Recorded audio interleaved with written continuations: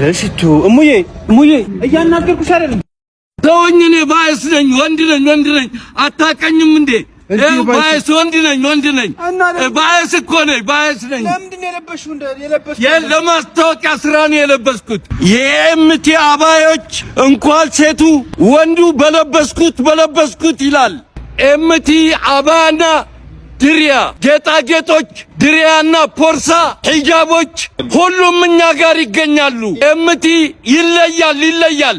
አድራሻችን ቤተል ፊውቸር ሞል፣ የሱቅ ቁጥር 07፣ ስልካችን 09374224 ነው ወይም 0923780288 ነው። መጥተው ይዩን።